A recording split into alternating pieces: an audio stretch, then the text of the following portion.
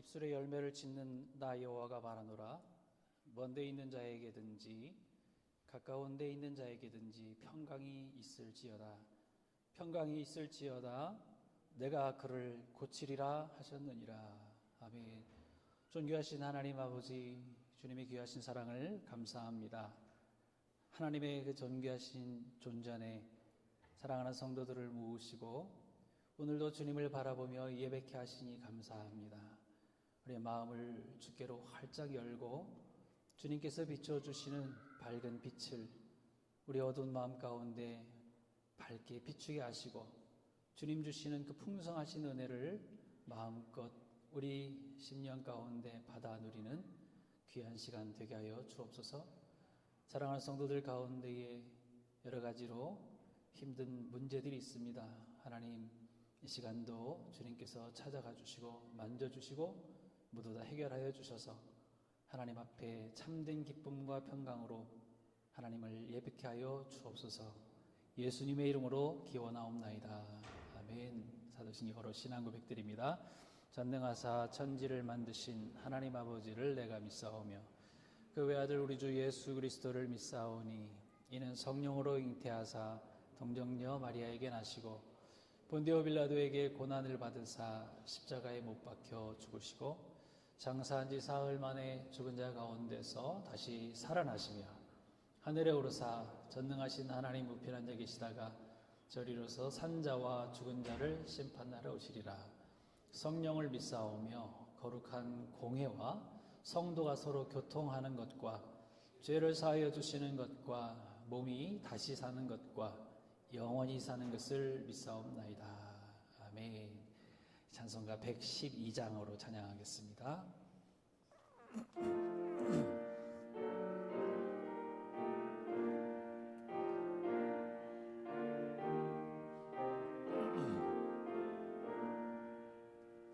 그 맑고 환한 밤중에 무천사 내려와 그 손에 비파 들고서 다 찬송하기를 평강의 왕이 오시니 다 평안하여라. 그 소란하던 세상이 다 고요하도다. 무천사 날개 펴고서 이 땅에 내려와 그때에 부른 노래가 또다시 들리니 이 슬픔 많은 세상에 큰 위로 넘치고 온 세상 기뻐 뛰놀며 다 찬송하도다. 이 괴로움 많은 세상에 짐지고 가는 자 그 험산 줄려 넘느라 온몸이 고난하나 이 죄악 세상 살 동안 새 소망 가지고 저 천사 기쁨 찬송을 들으며 쉬어라. 옛 선지에 언응하여 베들레헴 성에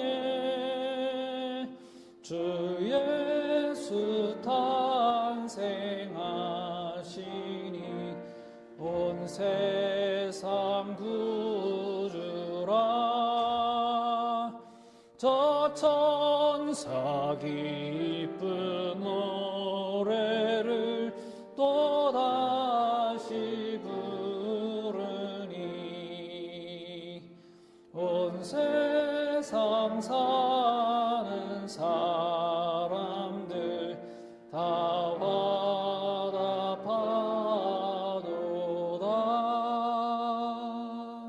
아멘. 자리에 앉아주시고 우리 서명숙 권사님 옆에서 기도해 주시겠습니다.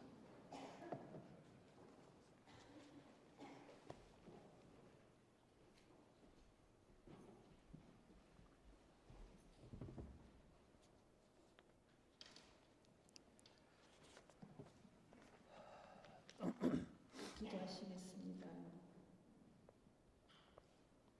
죄인된 우리를 구원하시고 영원한 생명을 주시려고 죄가 가득한 이 땅에 오신 예수 그리스도, 우리의 죄값을 위해 십자가에 못 박혀 죽으시고 사흘 만에 부활하신 복음의 예수님, 내가 그리스도와 함께 십자가에 못 박혔나니 그런즉 이제는 내가 사는 것이 아니라 오직 내 안에 그리스도와 함께 사시는 것이라. 이제 내가 육체 가운데 사는 것은 나를 사랑하사 나를 위하여 자기 자신을 버리신 하나님의 아들을 믿는 믿음 안에서 사는 것이라. 이 말을 남긴 사도 바울의 고백처럼 우리도 이 말씀을 묵상하며 늘 입으로 시인하며 살아갈 수 있는 중앙교회 가족이 다 되길 기도합니다. 하나님, 우리는 이 세상을 바라볼 게 없는 슬픈 현실입니다. 또 힘든 것은 우리들의 자녀들입니다. 미래의 주인공들입니다. 이 아이들의 삶은 혼돈입니다. 하나님, 우리에게 너는 부르짖으라 내가 너에게 응답하겠고 너가 알지 못하는 그거 은밀한 일을 너에게 보이리라고 말씀하시고 계십니다. 우리 부모님들이 세상 삶을 유혹받지 아니하고 물들지 않게 늘 깨어 있어 우리 자녀들 위해서 하나님께 간절히 부르짖어 자녀들이 하나님의 삶에 함께하며 온전한 생활에서 희망 있는 삶을 살아갈 수 있도록 도와주시옵소서. 십자가의 복음이 우리 마음 가운데 새겨져서 우리 이웃에게 아름다운 소식의 복음이 흘러가기를 간절히 원하고 기도합니다. 이제 하나님의 말씀을 들고 나오시는 목사님, 말씀을 선포하실 때에 우리 각자의 말씀으로 받게 하옵시며 목사님 건강도 하나님의 어려운 오른손으로 만져주시오며 구원의 기쁨으로 오시는 예수 그리스도의 이름으로 기도드렸사옵나이다. 아멘.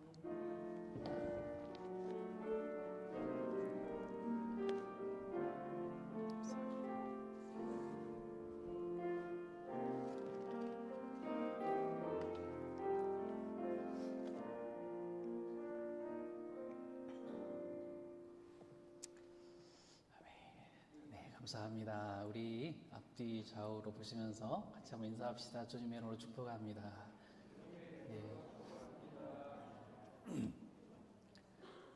지난주에도 영상이 안 되어가지고요. 제가 뒤에서만 작은 영상으로 이렇게 예배를 참석했습니다. 성도님들 자리 지켜주셔서 감사하고 오늘도 하나님께서 받으시는 예배 다 드리실 수 있기 바랍니다.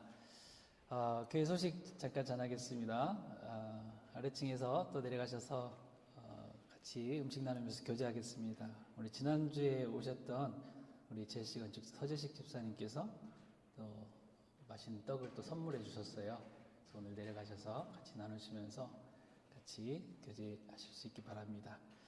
성탄 축하 예배 이번 수요일입니다. 11시에 본당 이 자리에서 예배가 있습니다. 한 30분 전에 이렇게 다들 오셔서 준비해 주시고요. 같이 기쁜 마음으로 예배할 수 있기를 바랍니다. 예배 중에 유아 세례식이 있습니다. 우리 신대식 또 손지혜 집사님 아들, 둘째 아들이죠. 로키가 세례식이 있습니다. 축하 많이 해주시고 기도해 주시기 바랍니다. 교회 달력 더 필요하신 분 우리 김정현 목사님께 말씀해 주시기 바라고요. 한 주 전에 또 미리 광고 드립니다. 송구영신 예배 12월 31일 화요일입니다. 화요일 저녁 7시 여기서 예배 드립니다. 다 모여주시기 바라고 2025년 목자 모임 제가 5분 선정했는데요. 그분들 이번 토요일에 저희 집에서 이렇게 모이겠습니다. 5시 30분입니다.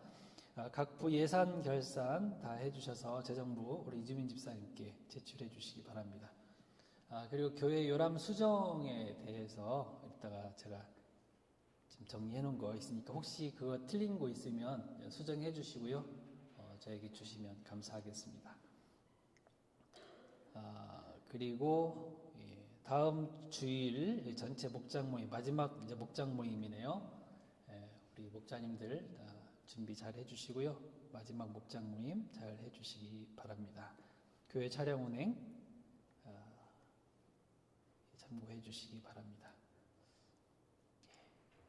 다른 사항 없으시죠? 자, 우리 서현정 자매님 남편 오신 거예요? 예, 반갑습니다. 한국에서 방문하신 거죠? 예, 아이고 반갑습니다. 예, 박수로 한번 해봅시다. 이게 이제 눈 수술하니까 조금씩 보이기 시작해요, 이제. 전에는 누가 앉아있는지 잘 몰랐는데, 기도해 주셔서 감사하고요. 예, 조금 더 잘 보입니다. 이제 점점 더 잘 보일 거라고 하는데요. 여기까지 기도해 주시기 바랍니다. 예, 우리 찬송 드리시면서 예물 드리겠습니다.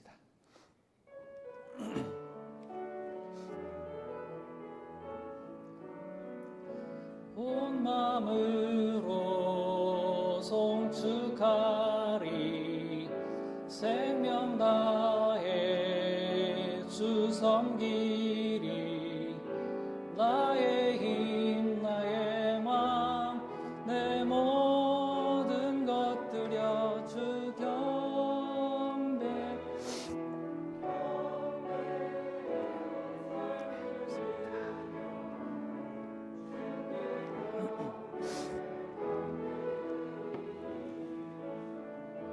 삶을 드려 주께 경배 드리리.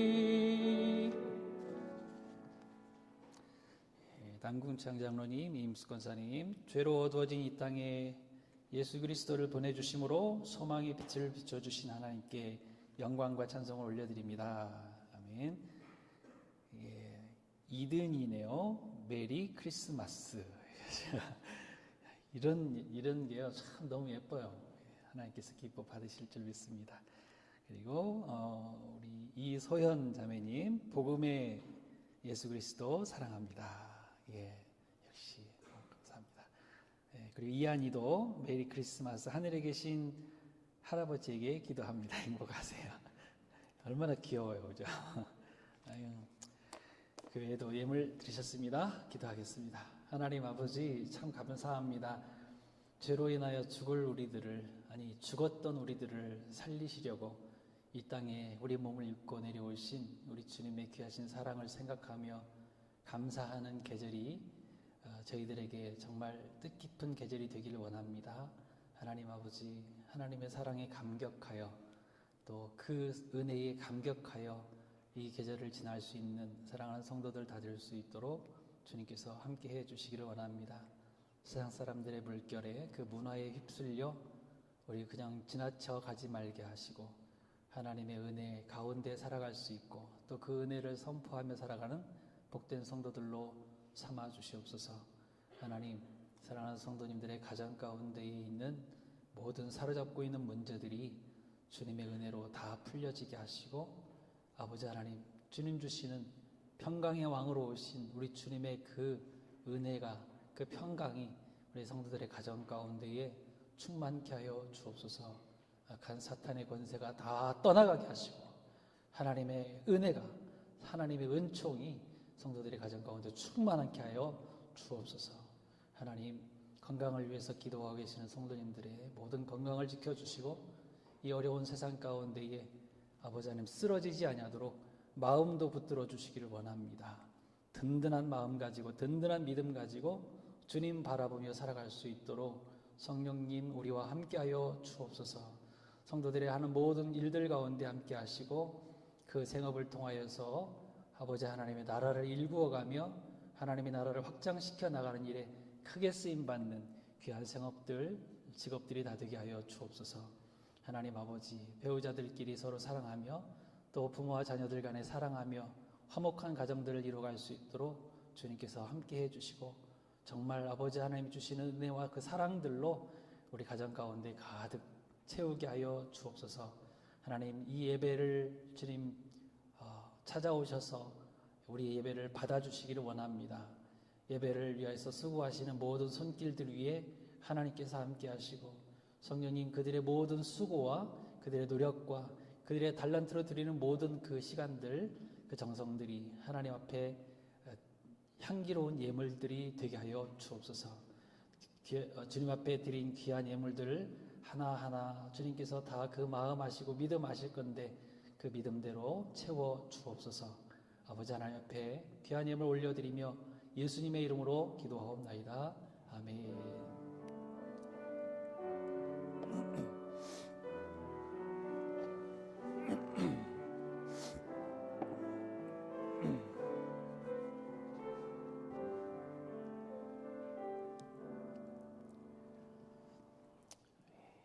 감사합니다. 우리 하나님 말씀 누가복음 2장입니다.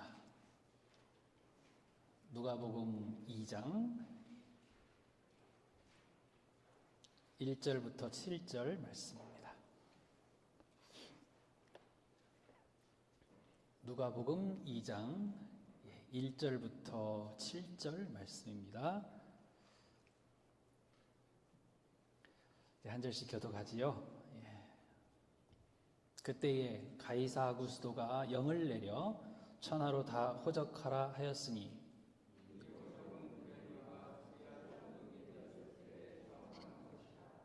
모든 사람이 호적하러 각각 고향으로 돌아가매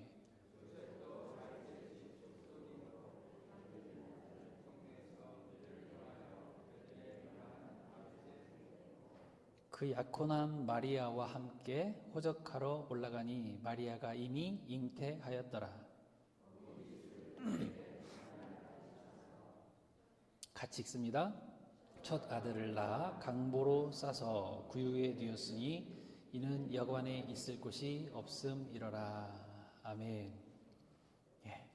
제목이 좀 특이하죠. 은밀하게 평범하게 제목으로 말씀 나누겠습니다. 우리 성도님들, 젊은 성도님들 가운데 특별히 이 제목을 이렇게 보면서 이거 어디서 본 것 같다라는 생각이 드신 분도 계실 거예요. 뭐죠 이게? 뭐하고 좀 비슷한 것 같죠? 전에 꽤 오래전인 것 같은데요.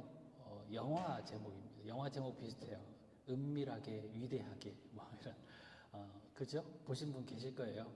뭐 북한 공작원들이 내려와서 뭐 은밀하게 뭐 자기 일들을 수행한다 뭐 그런 내용인데 제가 성탄절에 관한 말씀 준비하다가 이 제목이 생각이 나서 제목을 한번 카피해봤습니다. 은밀하게 평범하게. 그래서 왜 이 제목이 제가 생각이 났냐면 예수님께서 이 땅에 오시는 그 상황들을 우리가 이렇게 보니까 마치 은밀한 어떤 작전처럼 또 한편으로는 은밀하지 않은 어떤 평범한 모습들로 이렇게 오셔서 위대한 구원을 이뤄내셨다라는 생각이 들었어요. 그래서 뒷적에 하나 더 붙이자면 은밀하게, 평범하게, 그리고 위대하게 이렇게 제가 지으려다가 위대하게는 뺐습니다. 이미 위대한 역사들을 다 이루셨는데요. 이 오늘 본문에서 그 두 가지를 우리가 찾아볼 수가 있다는 것이죠. 성탄에 관한 내용들은 우리가 하도 많이 설교를 다 들으셨기 때문에 그 내용들을 쭉 다 꿰고 계실 거예요. 어디서 태어나셨고 누구에게서 태어나셨고 어떤 일들이 있었으며 뭐 이런 내용들 누가 찾아왔고 그런 것들을 다 아실 거예요. 그런데 그 가운데서 뭐가 은밀한가?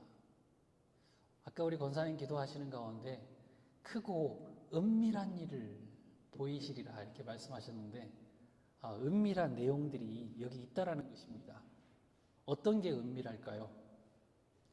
예수님께서 오셨을 때의 그 은밀함의 첫 번째는 뭐냐면 장소예요. 장소. 여러분 세상에 왕이 태어나시는 곳은요 일반적으로 어디일까요? 일반적으로 왕이 태어난다. 어디일까요? 궁궐이겠죠. 표정이 이제 보이기 시작합니다. 이제 인상을 쓰고 계신지 웃고 계시는지. 예. 왕이 태어나는 곳이면 대체적으로 다 궁궐 아닙니까? 궁궐이 아니라도 어때요? 정말 궁궐같이 멋지고 화려한 곳. 아니면 뭐 좀 모든 게 다 잘 갖춰진 장소, 그렇게 생각할 거예요. 제가 이스라엘을 가보지는 못했지만 그와 비슷한 지역을 지난번에 다녀왔잖아요. 그 해변을 보니까 얼마나 아름다운지. 이 한국에 있는 바다 색깔하고 또 다르더라고요. 정말 파랗고 반짝거리고 잔잔하고. 근데 이게요, 정말 그 아름다운 해변에 지은 그 도시들을 보니까요, 너무 아름다워요. 마치 그림 같아요. 그런 곳에서 만약에 태어나셨다면, 그래, 맞아. 메시아가 오시는 곳이 이 정도는 돼야지. 이거 공감하지 않겠어요? 그런데 예수님이 태어나신 곳이 어디예요? 로마가 다스리는 식민지. 이스라엘 저 촌 구석에 떡 만드는 동네 베들레헴에서 태어나신 거예요. 베들레헴은 떡집이란 뜻이잖아요. 왜 많은 그 궁궐들과 아름다운 곳, 화려한 곳들을 놔두고 그 시골 구석, 사람들도 잘 알아보지 못하는 그 베들레헴이라는 곳에 태어나셨을까요? 이것은 뭔가 은밀한 뜻이 있다라는 생각이 들지 않으세요? 또 하나, 누구를 통해서 오시는가도 일반적인 상식과는 좀 거리가 멀어요. 뭔가 좀 감추는 것 같아요. 누구에게서 태어납니까? 동정녀. 동정녀라는 게 처녀예요. 결혼하지 아니한 여자. 처녀에게서 태어난단 말이에요. 여러분, 이건 도저히 이해할 수 없는 일이라. 이거 짐작할 수 없잖아요. 메시아가 왜 그렇게 나셔야 됩니까? 어떻게 동침도 하지 않은 그 여자의 몸에서 아기를 낳을 수가 있지? 말도 안 돼. 여러분, 이건 지금도 불가능하지 않습니까? 엄마 아빠가 결혼해서 아이를 낳아야지. 동침도 하지 않고 관계도 하지 않는데 처녀의 몸에서.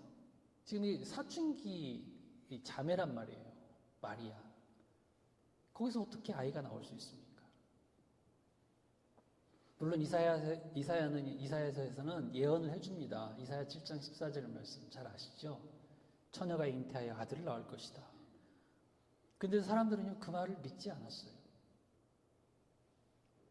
믿지 못했기 때문에 주께서 친히 징조로 내가 너에게 주겠다 이렇게 말씀하신 거거든요. 징조를 구해봐. 내가 뭐든지 다 너가 말하는 대로 들어줄게. 그랬는데 제가 어떻게 하나님 앞에 징조를 구하겠습니까? 못합니다. 안 합니다. 그랬거든요. 그래? 그럼 내가 친히 내가 알아서 징조를 줄게 하고 줬던 거거든요. 처녀가 아들을 낳을 거야. 처녀가 잉태해서 아이를 낳을 거야. 이렇게 말씀하셨단 말이에요. 그런데도 믿지 못했던 거예요. 은밀한 일이에요. 그리고 또 언제 어떤 방법으로 오시는지도 은밀한 부분이라고 생각돼요. 여러분, 세상의 모든 일들은요, 우연이라는 것이 없어요. 모두 다 하나님의 손 안에서 섭리되어지고 운행되어지고 있는 거예요. 하나님께서 지으셨으니까. 우리가 하나님의 일하시면 일반 섭리와 특별 섭리가 있다 이렇게 배웠어요. 일반 섭리라는 것이 뭘까요? 우리가 잘 알고 있는 법칙들이에요. 법칙들. 과학자들, 물리학자들, 생물학자들, 여러 학자들이 발견해내는 그런 법칙이라는 것입니다. 그 법칙을 통해서 하나님께서 지구를 돌리고 계세요. 중력, 기압, 만유인력의 법칙, 이런 법칙들 있잖아요. 그런 것들을 통해서 우리의 이 일상생활들을 돌리고 계신단 말이에요. 그게 일반 섭리라고 얘기를 합니다. 근데 특별 섭리라는 게 뭐예요? 하나님께서 어떤 특별한 목적을 가지고 일반 법칙들과 상관없이 그걸 거슬러서 하나님의 뜻을 나타내시는 것을 특별 섭리라고 하잖아요. 그렇게 배웠죠. 우리가 일반 은혜, 특별 은혜 이렇게도 얘기하지만 일반 섭리와 특별 섭리예요. 그러니까 이것을 다 거슬러 버리는 거예요. 홍해 바다가 어떻게 갈라집니까? 바다는 갈라질 수가 없어요. 어떻게 물벽이 일어섭니까? 안 된다고요. 하나님께서 특별한 섭리를 가지고 홍해를 가르신 거예요. 바위에서 물이 나왔어요. 찔끔 나온 게 아니에요. 수백만 명이 먹을 만한 물이 쏟아져 나왔어요. 콸콸 쏟아져 나왔단 말이에요. 특별한 섭리거든요. 각각의 모든 사건들, 특별한 섭리 가운데는 다 하나님의 뜻이 있어요. 뭔가를 나타내시기 위한 거예요. 만나를 내려주신 일, 메추라기를 주신 일, 그 전에도 10가지 재앙들로 이스라엘 백성들을 꺼내신 일들. 여러분, 세상의 역사를 다스리시는 것도 마찬가지입니다. 하나님은요, 이스라엘만의 하나님이 아니세요. 모든 윤리의 왕이시고 세상의 역사까지도 다 계획하시고 운행하시는, 주관하시는, 다스리시는 그런 하나님이시란 말이죠. 하나님은 특별한 계획과 뜻을 이루시기 위해서 이런 세상의 역사를 특별히 관여하시는 때가 있어요. 일반적으로는 놔두시겠죠. 왕이 다스리도록. 오늘 본문에 나오는 가이사 아구스도가 명령을 내려서 다 호적하게 하신 일, 이것도 우연이 된 걸까요? 우연이 아니에요. 이미 구약에서 예언된 동정녀, 처녀 마리아가 예수님을 낳으려면 베들레헴으로 와야 되거든요. 아무 이유 없이 베들레헴으로 오는 것이 아니라 이런 명령을 내려서 반드시 베들레헴으로 오도록 만들어야 되는 거예요. 그래서 가이사 아우구스도가 명령을 내립니다. 이 로마의 황제가 명을 내리면요, 이것은 죽어도 가야 돼요. 그래서 베들레헴으로 오거든요. 그래서 오늘 본문에도 나오잖아요. 요셉과 마리아가 베들레헴으로 돌아왔다. 뭐하러? 호적하러. 호적이라는 게 뭡니까? 어쨌든 우리 그 인구조사에 다 써야 되는 거 아닙니까? 지금은 이제 우리나라를 보면 인터넷으로 다 떼기도 하지만 저희 얼마 전까지만 해도, 몇 년 전까지만 해도 그랬던 것 같아요. 본적지에 가가지고 이걸 떼야 되는 거예요. 호적 같은 거. 그랬었죠? 그런 상황인 거예요. 이것이 우연이 된 걸까요? 하나님께서 섭리하셨다는 것이에요. 하나님께서 은밀하게 시간과 역사 속에 당신의 뜻을 감추시면서 일하고 계신 거죠. 근데 여러분, 재미있는 것은 뭐냐면 어떤 일이든 너무 감추면 이거 들통나기 쉬울 때가 있어요. 그렇지 않습니까? 비상금 숨기고 계신 우리 아빠들 계세요? 너무 꽁꽁 숨기면 금방 찾아내는 경우들이 많다 하더라고요. 그래서 그냥 아무데나 놔두는 그런 아빠들이 있어요. 자, 우리 엄마들 잘 참고하셔서 찾아내시기 바랍니다. 근데 평범하게 아무것도 아닌 것처럼 놔둔다면 그건 오히려 잘 발각되지 않을 수도 있는 것이죠. 그래서 범죄자들이 도망가다가 군중 속으로 숨는 이유가 뭐예요? 나도 군중이야, 평범한 사람이야 이러면서 그냥 들어가는 거잖아요. 그냥 잘 몰라요. 그래서 하나님은 이 은밀한 일을 그렇게 또 평범함으로 감추기도 하세요. 자, 은밀하게, 평범하게. 자, 어떤 면에서 평범하게 오셨습니까? 자, 아까 비슷한 말이지만 신이 하나님이 인간의 몸을 통해서 나신 게 이게 평범한 일 아닙니까? 우리나라에 설화들이 있어요.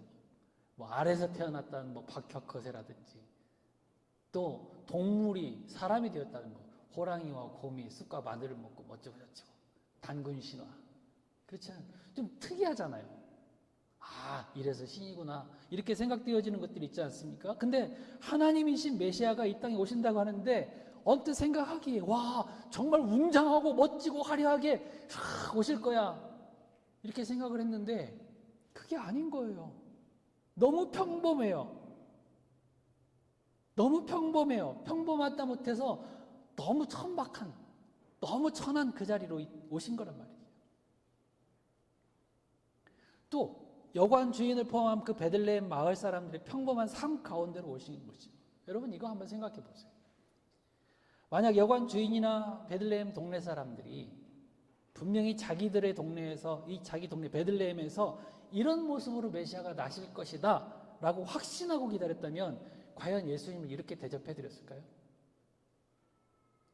그 여관 주인 예수님을 그렇게 대접해 드렸을까요?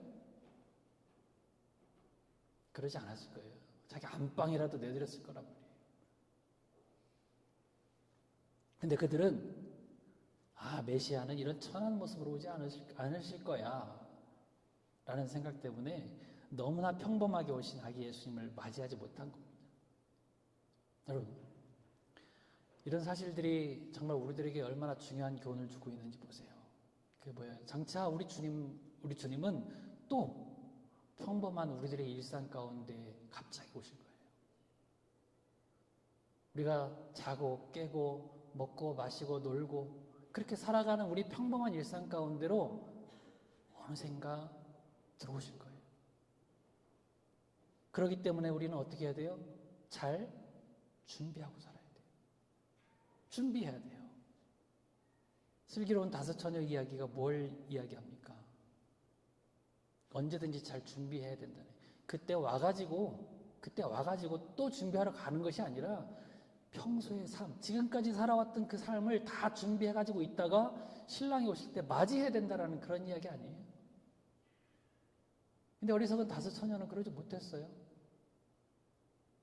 자기가 가지고 있는 거 다 떨어지니까 또 그때 또 준비하러 간 거지. 잘못된 거지. 부지 중에 천사를 대접했던 아브라함이나 롯처럼 우리 일상의 삶을 그렇게 살아야 됩니다. 베들레헴 사람들은요, 여러 지역에서 지금 호적하러 올라오는 고객들 아닙니까? 손님들이잖아요. 그 많은 손님들 때문에 대박을 맞았어요. 한마디로 우리 대목이라고 하죠. 대박. 하지만 여관 주인을 비롯해서 이 동네 사람들은 그저 평범한 삶 가운데서 평범함만을 살한 거예요. 그래서 예수님을 맞이하지 못했던 것입니다.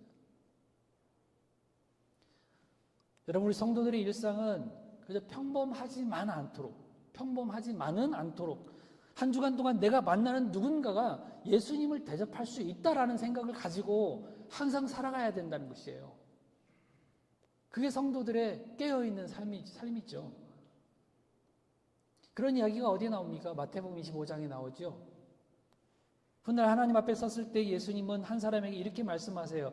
너는 내가 굶주렸을 때 먹을 것을 주지 않았고 목마를 때 마실 물을 주지 않았고 그런 이야기를 하니까 사람이 따집니다. 예수님께.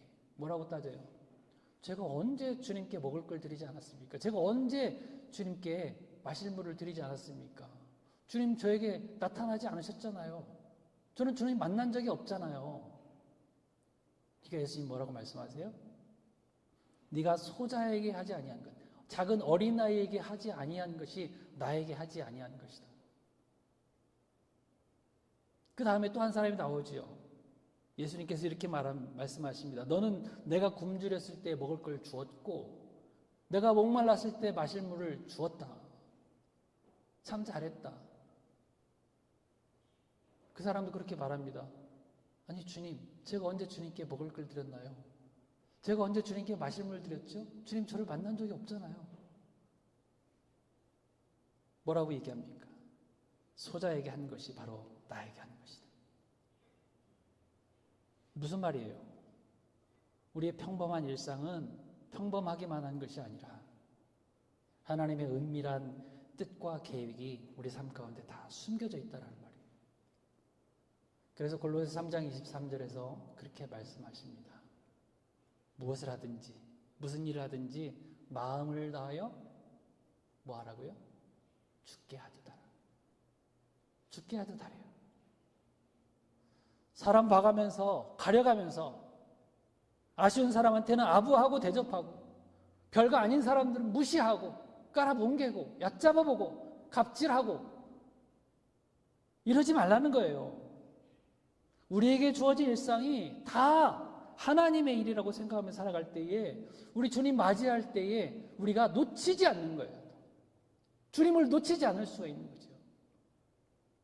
주님께서 그걸 우리에게 원하시는 거예요. 언제 주님 다시 오실지 알 수 없는 이 말세의 시대에 우리 정말 주님을 맞이할 때에 실패하지 않고 실수하지 않고 주님 잘 맞이할 수 있기를 축복합니다. 그런 저와 여러분들 되어지길 바라요. 자, 그러면 제가 두 가지를 말씀을 드렸는데 은밀하지만 평범하게 왜 이렇게 예수님께서 이 땅에 오셔야만 했을까요? 왜 은밀하게, 또 한편으로는 평범하게. 이게 사실은 이것 둘 다 감춰진 거란 말이죠. 왜 이렇게 오셔야만 했을까요? 그래서 가장 중요한 이유는 뭐냐면 믿고 순종하는 사람만 알 수 있도록 하시기 위해서예요. 참 성도들을 가려내시기 위해서. 복음서에서 대부분 예수님을 알아본 사람들은요, 전부 다 이해가 되어서 예수님을 믿었던 사람들이 아니에요. 날 이해시켜 주십시오. 제가 그럼 믿겠습니다. 이게 무슨 믿음이에요? 확인이죠. 내가 가지고 있는 지식에 대한 확인 아닙니까? 그건 믿음이라고 하지 않아요. 예수님을 잉태했던 마리아부터 뭐라고 얘기합니까? 주의 계집종이 오니 순종하겠습니다. 그렇죠? 순종했어요. 순종부터 했다고요. 그 지역에서 양치는 목자들도 그 천사가 전해주는 소식을 듣고 무조건 찾아가요. 찾아가서 아기께 경배합니다. 아무리 앞을 보지 못한 소경이라도 믿음의 눈으로 예수님을 알아봤고요. 도저히 믿을 수 없었던 이방인들도 믿음으로 예수님을 알아봤어요. 로마의 백부장, 수가성, 여인, 복음서에 나오는 수많은 그 인물들을 한번 보세요. 찾아보세요. 알고 믿었더라 이런 이야기는 없어요. 믿고 알았삼나이다 이렇게 고백하잖아요. 믿어보니까 알게 되는 거예요. 사람들은 참 못된 버릇이 있어요. 그래서 예수님도 지적해 주셨습니다. 너희들은 꼭 뭐 이렇게 신비한 거, 표적이 있어야만 믿으려고 하냐 그런 것이죠. 지금도 그렇지 않습니까? 신비한 어떤 성령의 기적만 찾아다니는 종교인들이 있어요. 그런 거 없으면 아예 믿으려고 하지 않는 그런 사람들이 있습니다. 이단의 유혹에 넘어가기 참 쉬운 사람들이에요. 예수님은 그렇게 표적만 구하는 사람들 향해서 악한 세대요 이렇게 말씀하세요. 악한 세대요. 여러분 우리 그런 거 아니라도 너무나 평범한, 아니 낮고 천한 구유에 태어나신 예수님이라도 말씀대로 믿는 그런 믿음, 그런 진짜 믿음 소유하실 수 있기를 바랍니다. 그것이 무엇이든지 하나님의 말씀이라면 무조건 믿고 일단 순종해보고 그럴 때 하나님께서 알려주시는 그런 은혜가 있거든요. 순서를 잘 따져서 우리의 믿음 생활 잘 해나가실 수 있기를 축복합니다. 결국 믿음이에요. 믿음. 예수님의 탄생은 이렇게 신비이면서 평범함 속에 감추어져 있지만 믿는 성도들의 그 순종과 함께 구원의 사역을 이루어내셨던 거예요. 또 하나, 사탄의 괴계를 깨뜨리시기 위해서예요. 사탄은 이런 평범한 사람의 몸으로 오신 그 하나님의 아들 메시아를 세상의 원리, 세상의 힘으로 덮어씌워서 가장 치욕스럽게 십자가에서 죽이면 된다 이렇게 생각했어요. 그러면 자기가 이기는 것으로 생각했어요. 여러분 사탄은 본성이 사탄이기 때문에 그렇게 비겁한 방법으로 잔인하게 폭력으로 해결하면 된다라고 생각을 했어요. 그래서 예수님뿐만 아니라 예수님의 제자들 그 사도들도 쫓아다니면서 다 죽이려고 했던 사람들 보세요. 다 폭력이고요. 잔인함이고요. 비겁함이고요. 사탄의 본성이기 때문에 그래요. 로마의 황제들처럼 군대를 동원하고 군중을 동원해서 자기 목적을 이루려고 하는 것입니다.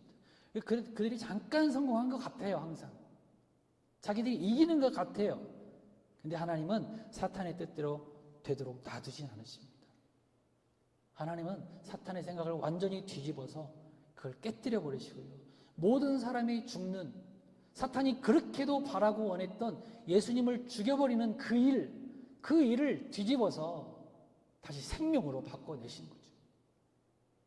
사탄은 그래서 항상 죽음으로 권세를 가지고 있어요. 우리는 죽는 걸 무서워하잖아요. 두려워하잖아요. 사탄이 그것으로 우리 믿음을 갖지 못하도록 그렇게 힘쓰고 있는 거죠. 어디에 나옵니까? 히브리서에 나오죠?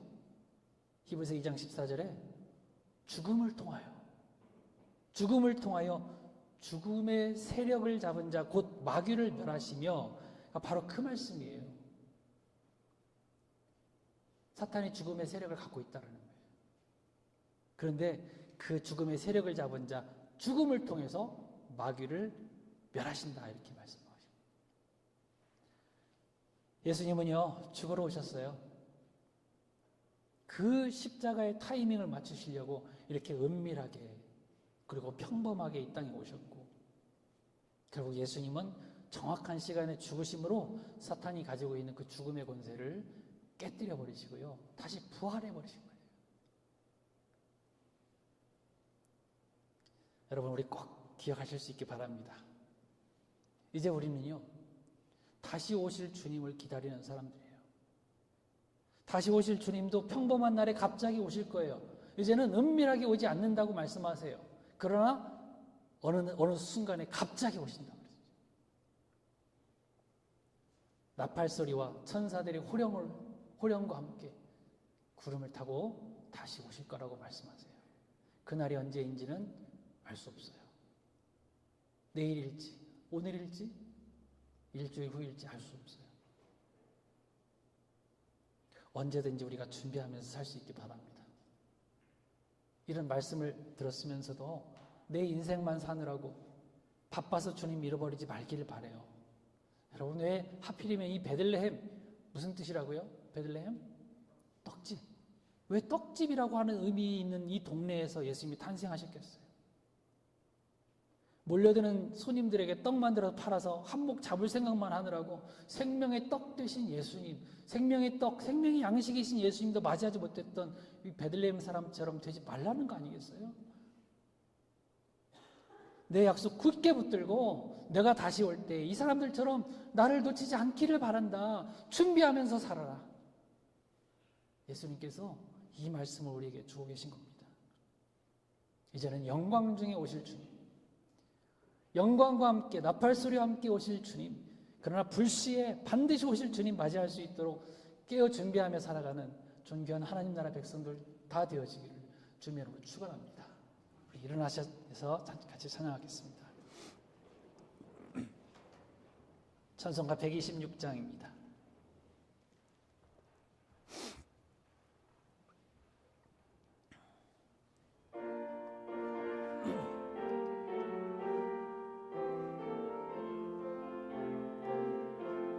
천사 찬송하기를 거룩하신 구주께 영광 돌려보내세. 구주 오늘 나셨네. 크고 작은 나라들 기뻐 찬하여라. 영광 받을 왕의 왕 베들레헴 하신 주, 영광 받을 왕의 왕 베들레헴에 나신 주. 오늘 나신 예수는 하늘에서 내려와 처녀 몸에 나셔서 사람 몸을 입었네.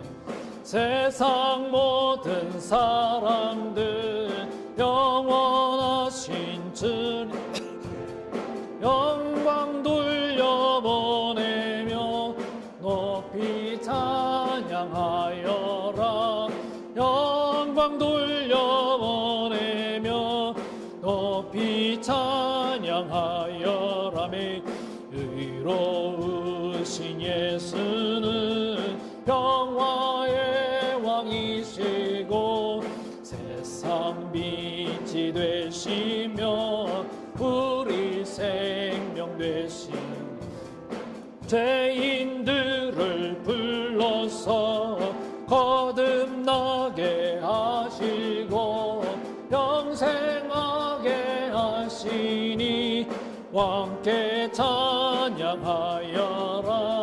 영생하게 하시니 왕께 찬양하여라. 아멘. 우리 같이 말씀 생각하면서 기도하겠습니다. 우리가 이해되지 않습니다. 우리 하나님의 크신 뜻과 기쁘신 그 계획들을 우리가 어떻게 다 이해할 수 있습니까? 그러나 이해가 되지 않아도 우리 말씀 굳게 붙들고 살아가는 그런 믿음 주시옵소서. 악한 사탄의 권세가 있습니다. 그 권세를 깨뜨리기 위해서 오신 우리 예수님의 은혜를 언제나 잊지 않게 해 주시옵소서. 언제나 깨어 있어서 다시 오실 주님을 맞이할 수 있는 지난 슬기로운 다섯 처녀처럼 되게 하여 주옵소서. 같이 말씀 생각하면서 기도하겠습니다. 걸어가신 하나님 아버지, 주님의 귀하신 사랑을 감사합니다. 하나님, 저희들에게 주신 이 아름다운 사랑들을, 아버지 하나님, 나를 위해 이 땅에 오신 우리 예수님의 그 아름다운 은혜와 그 사랑을 우리 마음 가운데 가득히 채우기를 원합니다. 하나님 아버지 하나님, 우리를 구원하시려고, 우리를 너무너무 사랑하셔서 우리를 아버지 하나님 구원해 내시려고 기어이 생명 주시고 살려주시려고 은밀히, 그러나 평범함으로 감춰진 그런 놀라운 뜻과 계획들을 이 땅에 실행하시기 위해서 우리 몸을 이 땅에 입고 이 땅에 내려오신 주님의 귀하신 은혜를 감사합니다. 하나님 아버지, 하나님의 그 귀하신 사랑을 생각하며 우리가 정말 믿음으로 주님 앞에 나갈 수 있도록 도와주시기 원합니다. 아버지 하나님, 세상 사람들처럼, 베들레헴 그 마을 사람들처럼 그저 내 삶만 살기 위해서 애쓰고 힘쓰고, 아버지 하나님, 그것을 위해서만 평범함을 살아가는 것이 아니라 그 평범한 가운데 우리 주님께서 다시 오실 것이라고 하는 확실한 믿음 가지고 아버지 하나님 살아갈 수 있도록 도와주시기를 원합니다. 날마다 깨어있게 없이고 언제나 주님 바라보며 살아갈 수 있도록 하나님께서 큰 믿음을 허락하여 주시옵소서. 하나님 아버지, 사랑하는 성도들 가운데에 아버지 하나님, 평안이 없는 우리 성도들이 있습니까? 주님이 그들을 붙들어봐 주시옵시고 그들 가운데 참 평강으로 함께 해주시기 원합니다. 아버지 하나님, 어려움이 닥쳐올 때마다 그 일들을 통해서 하나님께서 주시는 그 놀라운 감춰진 뜻들을 우리가 잘 분별하며 오히려 우리 믿음을 더 키워나갈 수 있는 저들 될 수 있도록 주님 함께하여 주옵소서. 한 주를 믿음으로 살아가는 성도들 될 수 있도록 도와주시옵소서. 지금도 살아계셔서 역사하시는 우리 주 예수 그리스도의 은혜와 하나님 우리 아버지의 크신 사랑하심과 성령님의 교통하심이 날마다 깨어있어 주님 언제 오실지 다시 알 수 없는 그런 이 세상 가운데에 믿음 가지고 날마다 주님 기다리며 고대하며 살아가기로 다짐하는 사랑하는 주님의 백성들 머리 위에 이제로부터 영원까지 함께 계실지어다. 아멘. 아멘.